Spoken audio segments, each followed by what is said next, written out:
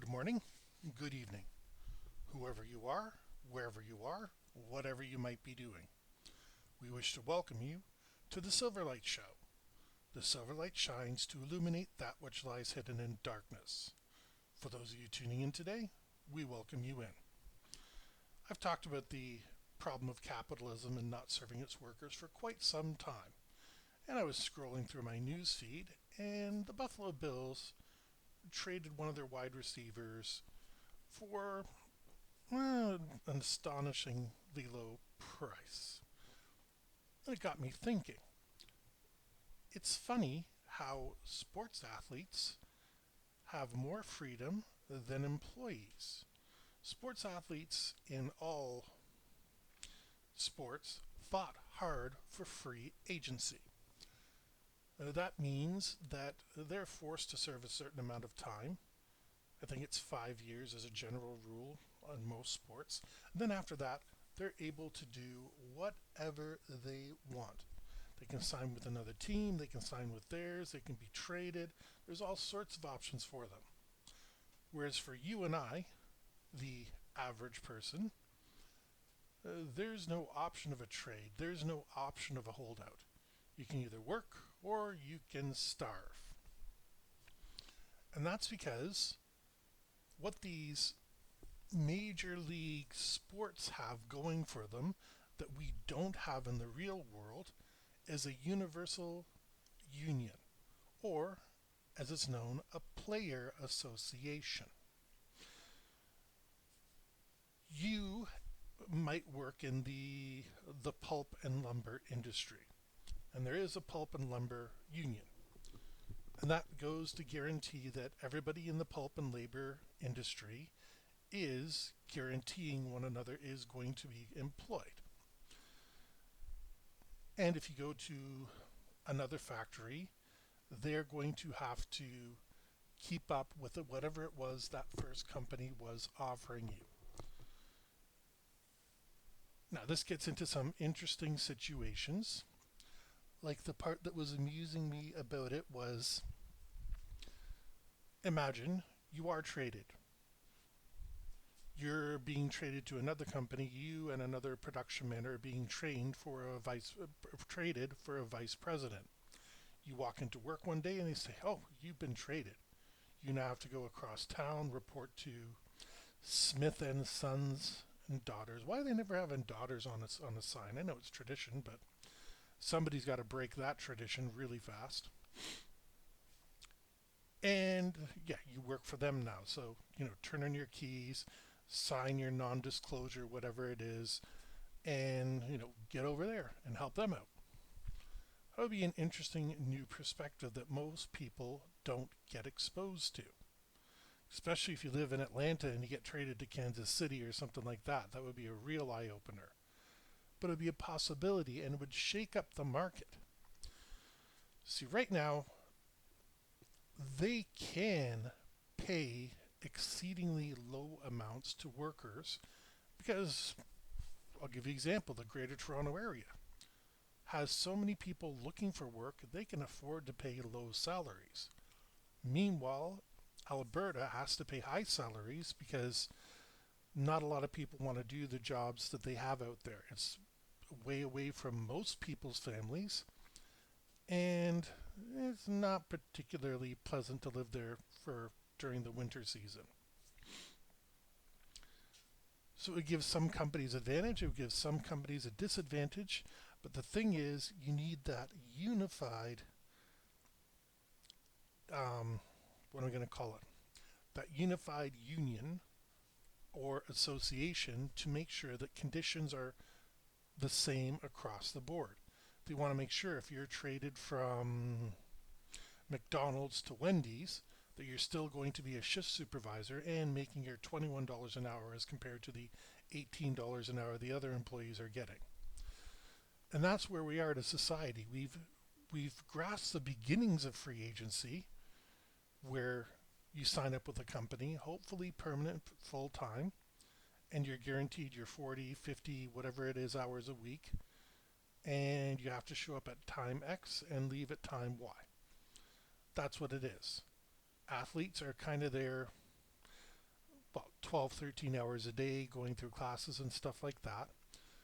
But in return, they're getting much higher rewards because their agencies and unions are so much more powerful that they almost don't need to negotiate. As a matter of fact, we've seen it a couple times where they'll shut a league down.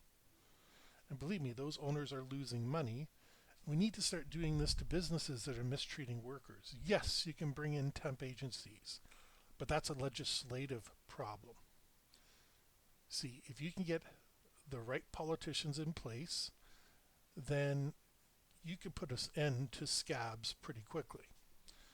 You're going to wind up with losing major clients because you can't keep producing whatever it is at your plant, and they need to buy it to make whatever it is that they make.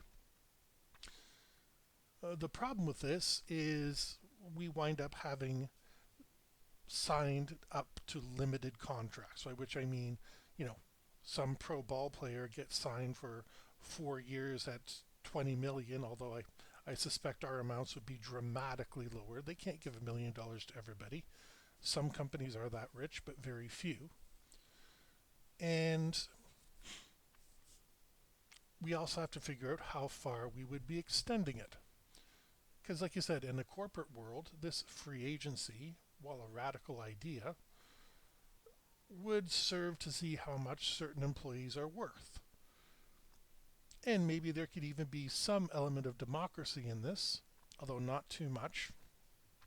I despise electing particular government officials, mayors, aldermen, people like that. Absolutely, they should be elected. But a judge, a sheriff, are you kidding? You need consistency at those positions. They should be a meritocracy. And that's my opinion. But there's certain issues in the justice system that you just can't turn a blind eye to, and you can't be appointing somebody just because he's a nice guy or has a good conviction rate. You got to see what kind of person it is. Now, the same is true in a so-called free agency shop, also known as participatory democracy.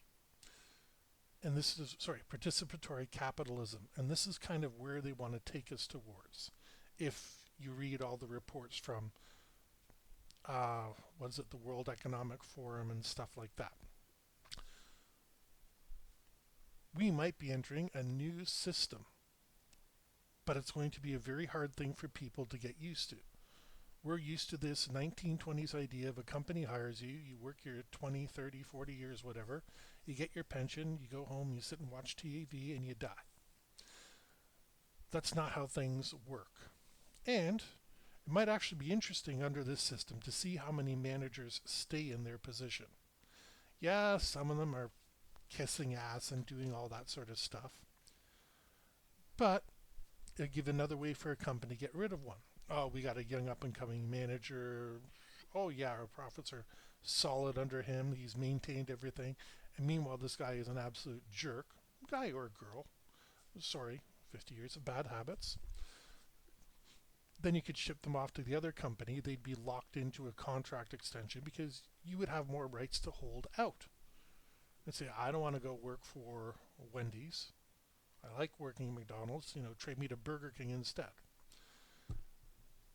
It would be an interesting economic model. I'd love to explore it. You'd have to figure out something like a co-op or a kibbutz to make it work out. And kibbutzes worked out for decades and decades and decades. It's only recently they're starting to have trouble because the younger generation wants to have their iPads and iPhones and crap like that. Co-ops seem to keep going on, and they are cooperatives where people work together. They have a union already built in. So it's an interesting idea, one that's worth considering. Don't lose any sleep over it. And it would also be interesting to come into work one day and be told, yeah, you now work at the Wendy's at whatever it is. But I don't know anything about Wendy's. Well, that's okay. When athletes switch systems, they can't just keep the the system that they know in place. They have to learn new strategies, new ways of doing things. Are you telling me managers can't do that? Are you telling me employees can't do that? It's an idea to consider for whoever listens to this in 200 years' time. And yeah, just a true free agency capitalist system with a strong enough association to ensure that the same standards and practices are applied throughout North America or wherever you are might turn out to be one of the unheralded opportunities that we simply are missing out on at the present time. With that, we wish to thank you for joining us on the Silverlight Show. If you enjoyed this, please hit like, share, because sharing is caring. Subscribe if you haven't subscribed already. Don't forget to click the notification icon down below so that way you can stay updated with what we have every single day. And we hope you have a fantastic day.